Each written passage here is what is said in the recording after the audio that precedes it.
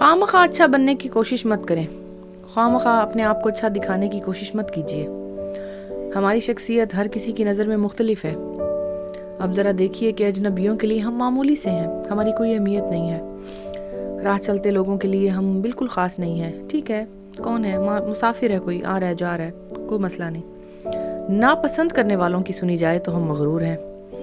उफ़ अल्लाह, हमें तो ये बहुत बुरे लगते हैं। इनमें कितना गरूर है, किस हद तक ये अपने आप को सराहते रहते हैं, अपनी प्रस्तिश कर रहे हैं। Basically see me myself my own, अपने बारे में बात करते हैं। ये बड़े मगरूर हैं, ये बहुत बुरे लोग हैं। तो वो हमारे बारे में यही बताते फिरते हैं लोगों को कि इनको ये अच्छे नहीं हैं, इनको तुम जानते हो, हम जानते हैं, ये बहुत बुरे हैं, क्योंकि वो हमें नापसंद करते हैं। फिर शनासाओं की निगाह से देखा जाए तो हम बहुत अच्छे हैं, हम अच्छे हैं, वो हमें जानते हैं कि हम अच्छे हैं, हम हर लिहाज से उन्हें अच्छे लगते हैं। और चाहने वालों का तो क्या ही कहना, उनके लिए तो हम बहुत ही प्यारे हैं, शानदार हैं। हम जैसा कोई भी नहीं है उनके लिए, हम बहुत खूबसूरत हैं। हम उनकी नज़र से दुनिया के कीमती तरीन इंसान हैं। तो ये फ़र्क सिर्फ लोगों की आंखों का है, ये हमारा नहीं है। हमारी शख्सियत तो अल्लाह ने मुकम्मल बनाई है, बहुत खूबसूरत, सबसे अच्छी, सबसे पुरकशिश, पुरखलूस, हर तरह से हमारी शख्सियत अच्छी है। अपने आप को बुरा कहना और अपनी शख्सियत को हर बार लोगों के तराजू में तोलना छोड़ दें, अपने आप को टटोलना छोड़ दें। आप जो भी हैं बहुत अच्छे हैं, आप जो भी हैं जैसे भी हैं बहुत अच्छे हैं। अपने बारे में सोचा करें और अच्छे से अच्छा सोचा करें। लोग तो आपको मामूली और 2 टके का कहने में देर नहीं लगाएंगे। लोग आपको बहुत मामूली, हकीर समझते हैं, बहुत ज़्यादा समझते हैं। बेसिकली आमतौर पर दुनिया यही चाहती है कि उसको अच्छा कहा जाए और वो दूसरे को बुरा कहे। क्यों? ये कहाँ का फार्मूला है? ये इनके अपने बनाए हुए फार्मूले हैं। जेलसी मैटर्स, ठीक है, these all are the facts of jealousy. ये वो चीज़ें हैं जो आपको वाज़े नज़र आने लगती हैं उन लोगों में जो आपको अपनी शख्सियत को टटोलने और आईने में अपने आप से बातें करने पे मजबूर कर देते हैं। क्या मैं इतना ही बुरा हूँ? क्या मैं इतनी बदसूरत हूँ? क्या मैं इतनी गंदी हूँ? क्या ये सब मैंने किया है? क्या ये हुआ है? ये आपको क्या कि उस शशोपंज में डाल देते हैं कि आप डूब कर रह जाते हैं।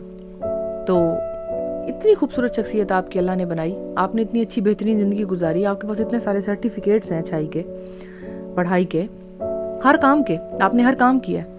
अब वो बंदा अच्छा तो नहीं है ना जो रोज़ाना उठ के पराठे बना रहा है।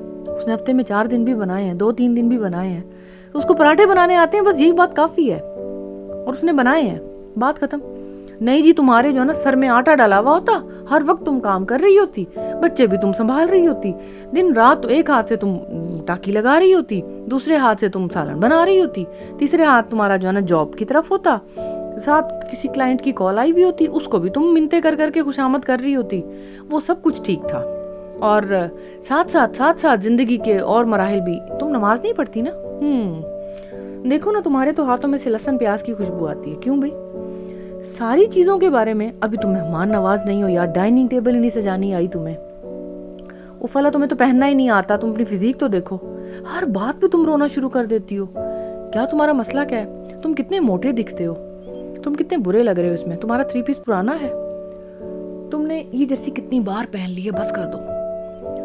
तुम इतना थोड़ा क्यों कमाते हो? तुम हर वक्त बीमार क्यों रहते हो? तुम्हारे पास अच्छी सवारी नहीं है, तुम अच्छा नहीं कमाते, तुम्हारे बच्चों को तमीज नहीं है, तुम्हें गुस्सा कुछ ज्यादा नहीं आता, तुम नमाज नहीं पढ़ते, तुम्हारे घर कोई नहीं आता, तुम किसी के घर नहीं जाते, तुम्हारे घर में क्या हो रहा है?